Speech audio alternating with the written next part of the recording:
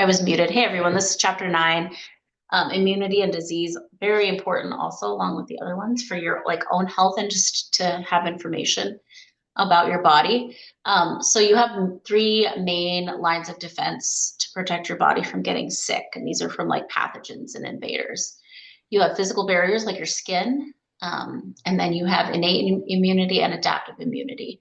So innate is just like general, and then adaptive is like able to cater to what you're being exposed to. And then we have this term antigen, which you should be familiar with. We saw it with the blood typing. This is when there's a foreign substance, but it's also just used for like little molecular markers that are on cells, just like on your red blood cells. And this can tell your body like, hey, this is safe or this is bad. Sometimes your body responds to antigens that are not actually bad. And that's what causes like autoimmune diseases and allergies. Okay, so physical barriers. You have skin that's not broken. That's important. If your skin's broken, that's pretty vulnerable. The linings of body cavities and tubes have pretty tough epidermis skin. You have chemical barriers that are going to like kind of neutralize infection. These aren't considered part of the immune system, but they are like important in immune function. Then we have innate immunity. So immunity means your body's ability to resist and combat something bad. Innate immunity we have at birth, and that's what our red blood cells and blood proteins do. So it's not like it's not responding to a specific type of antigen, it's just generalized. So that's our like kind of our second line of defense. The first line of defense is physical barriers. This is our second line of defense. And then adaptive immunity is what we get over time when we're exposed to things. So when people say like, they're exposing their immune system, that's what's happening, whether or not what they're saying is accurate. So you get this over a lifetime. It depends on what you're exposed to. Your body's going to respond to whatever attacker comes your way. And it takes time. So that's why they do vaccines, because vaccines allow you to kind of get ready to to defend against that attacker ahead of time. So innate and adaptive. Innate is immediate. You're born with it. There's some preset kind of settings. Hopefully it's not responding to yourself, your own cells. And then adaptive immunity can take a week or more, and it's specific and it has memory. It's going to be long term, whereas innate is not. So definitely pros and cons for both. These are some blood cells that we learned about in the last chapter, just really briefly. So neutrophils, eosinophils, basophils, macrophages, dendritic cells, and lymphocytes. And these are all the cells that protect your body. So 4 of them are blood cells, dendritic cells are nerve cells, and then lymphocytes are lymph cells. We learned about lymphocytes in the blood chapter 2. This is showing you some pathogens. So this is a bacteria, this rod-shaped cell, and then I'm thinking that it's being surrounded by like some of your fibers. And then these are also bacteria, the little spheres. And then the purple thing in the background is a white blood cell that's going to eat it. So pretty cool. So here's some different types of white blood cells. Each of them has a specific purpose, and they're going to show up depending on what you need. So neutrophils are phagocytes. That means they eat things, they eat bacteria. So this here would be a neutrophil. It's going to eat that bacteria. Eosinophils eat things that are too big for phagocytosis. That means eating stuff. Basophils are what you release when you have like allergies, like histamine. Dendritic cells help protect your brain, and then B and T cells are those lymphocytes that we learned about, and they're going to have the memory. So your lymphatic system works together with your cardiovascular. It helps move fluid around your body. And then you have lymph tissue that's going to help collect that fluid and kind of filter it through your lymph vessels.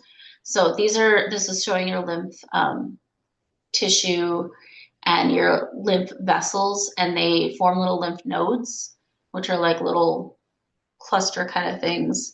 And they swell up when you're sick. So if you've ever had a swollen lymph node in your neck or your armpit, that's what we're talking about. This is what they look like. So the fluid goes in and out, and it is filtered and cleaned, and hopefully it traps the bad guys and then it can attack them. So it's kind of like a jail.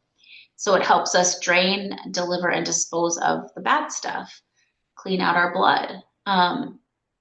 So it collects water and solutes, picks up fats, transports debris and bad guys, and then we're able to take care of it with our immune cells. Their lymph nodes are located along a lymph vessel, and they can pop up in different places depending on where you need it. And then you've got a lot of white blood cells in there that are fighting disease. Your spleen also filters blood and holds those lymphocytes, those B and T lymphocytes. And then the thymus is also another organ that holds T cells. Your skin is your barrier. That's your first line of defense. It's not considered part of the immune system. Your digestive tract also protects you. That's why your stomach is acidic, so it can, and like mucousy, so it can like trap the stuff that you're eating in your food. Because it's kind of like open season when you're eating food. It's full of bacteria. And then your vaginal lining also has some lactobacillus, which are bacteria that are good guys, and they're defending the area and kind of holding down the fort so that other bacteria can't infect. You also have an enzyme called lysozyme that's in your tears and saliva. It helps protect the body. It helps break down bacteria. Your urine has a low pH, and the fact that you pee out helps you flush your urinary tract. And then you can also have mild diarrhea to get rid of things. So that's all part of your first line of defense, your protective barrier. So innate immunity is that one that you're born with. It's kind of a one size fits all, protects you against a lot of things. And you have little proteins that circulate and are keeping guard. And if they see an antigen that they recognize that's bad, so this would be like your blood type antigens, they're gonna attack. And so one way they do that is with neutrophils. They explode at contact, and they kind of signal like, hey, something's wrong over here. And that causes nearby pathogens to come by. And I'm not sure what this picture's showing. The caption in the book probably tells you more. So let's see here. We've got a lot going on. Okay, so the green things are the bacteria. So the bacteria got in, and then all these little blood vessels are coming out through the capillaries. I can tell this is a capillary because this vessel is one cell thick and it's got a little hole there. So these little red blood cells are going to squeeze through those pores and show up. This mast cell is going to release histamine and cause swelling. It's going to cause this artery to dilate and this tissue to dilate. And then these macrophages are going to leak out. The reason they can leak out is because this artery is swollen, and so they can sneak through the holes. And the macrophages are going to come out and eat that bacteria. So inflammation is because of those mast cells releasing histamine. And histamine is like why you take antihistamines. They cause, when you're like itchy, you have like face allergies and you're like swelling and your eyes are and like puffy. That's all because of histamine. So that's why you take an antihistamine that causes swelling. Your body temperature can also rise. Part of that is to try to cook out the bacteria and kill them. That's because you have macrophages that release an interleukin that causes your brain to release a prostaglandin, and then your temperature goes up. And it is a toxic environment. If it gets too hot, it's dangerous for you, but you can cook out a lot of bacteria just by having a fever that's not too high. So if that doesn't work and the infection gets out of hand, then you go into the adaptive immunity. So this is specific to the type of antigen that you have, and it's the one that takes a while to develop, this immunity. Each B or T cell only connects to one type of antigen, so you have to cater it to specific antigens or pathogens, right? You can have receptors for like 2 billion antigens, and they stick around. So they stay in your like thymus or your spleen or your lymph nodes. They hang out waiting for the next infection, which helps. So the second time you get infected, it works faster. They have different roles that they can have, these B and T lymphocytes. They can be effector cells, memory cells, or plasma cells, which make antibodies to kill, like disable, neutralize the pathogen. And then there's two types of T cells. There's cytotoxic T cells and helper T cells.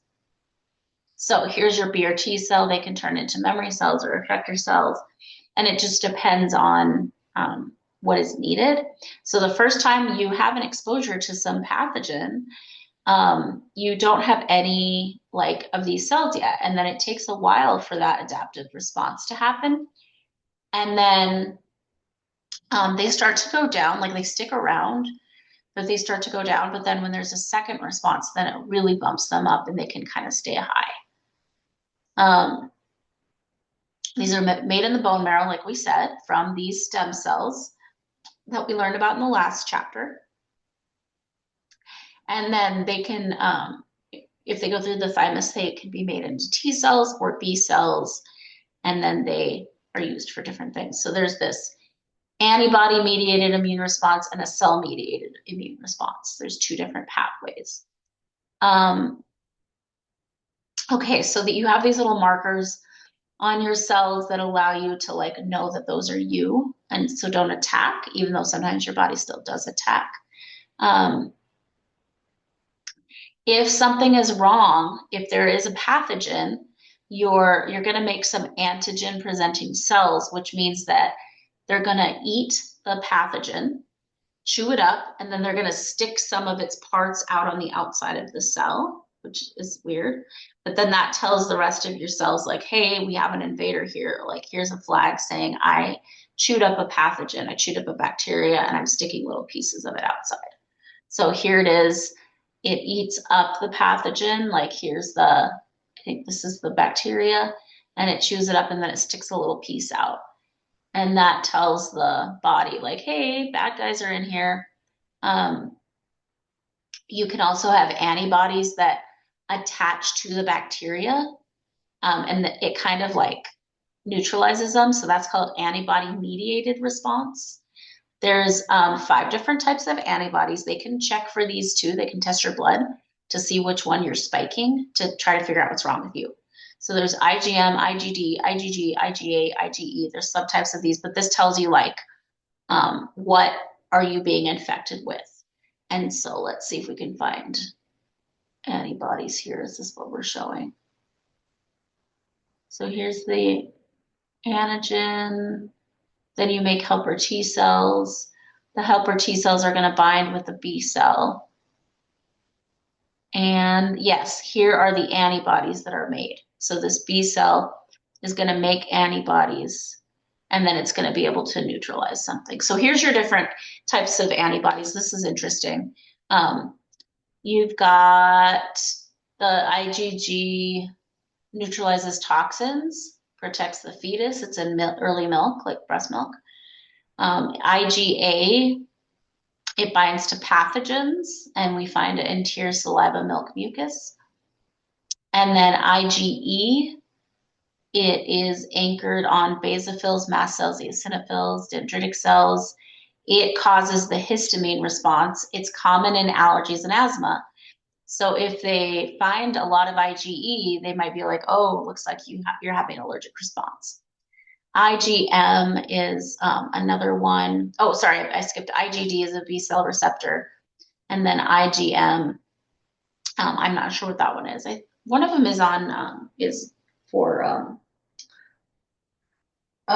poison ivy. We produce one of them for poison ivy. I don't remember which one. Okay, so then cell-mediated response is with the T cells. So these are the killer cells, the natural killer cells. And so these detect and kill stuff. They work with the B cells. They like work together. But here we have like, this is one of your cells that has a virus in it. Your T cells are going to come along and become cytotoxic, which means cell toxic, and they're going to kill your infected cell and keep it from making more viruses.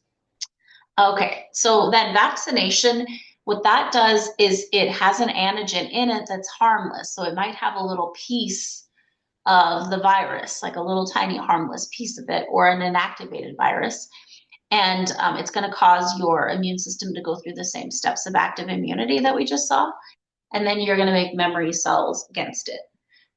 So they're made from killed or extremely weakened pathogens. And you're able to make those antibodies so that you're ready when the infection comes. And sometimes you have to keep getting vaccinated, right? And that's because it builds that immunity. Um, you can also borrow antibodies from people through breast milk is one way. They're working on monoclonal antibodies where they can give them to other people through a transfusion. They're working on immunotherapies where they're like helping your immune system to fight better. That's really big in cancer right now too.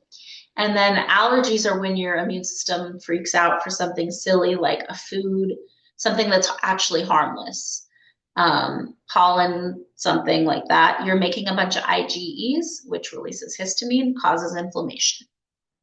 You can have skin reactions that's cell mediated. You can have food allergies, and then they can eventually lead to anaphylaxis, which is pretty dangerous. So this is showing the IgE response. And then there's autoimmune diseases. This is where your body attacks your normal like cells. So rheumatoid arthritis and type 1. Type 1 can be autoimmune. It can be caused from other things too. Immunodeficiency is your lymphocytes aren't working. HIV attacks your white blood cells. And it's transmitted in body fluids, can lead to AIDS. They have pretty successful treatment now. There's different ways that we can get diseases. Depends on the disease, but some of the ways are direct contact, like touching someone, indirect contact, like touching a surface, inhaling it. So if it's an airborne disease, and then contact with a vector. A vector means like what is the means of getting it, like a fly or mosquito or a dirty Kleenex. That would be a vector. And then some different terms you've probably heard. Epidemic is kind of a localized outbreak of disease. Pandemic is like worldwide, multiple countries. And then sporadic just pops up every once in a while. And endemic means it's going to come around every year, like the cold and flu. So here's a summary of those things that we talked about. And then a summary of like those adaptive immunities.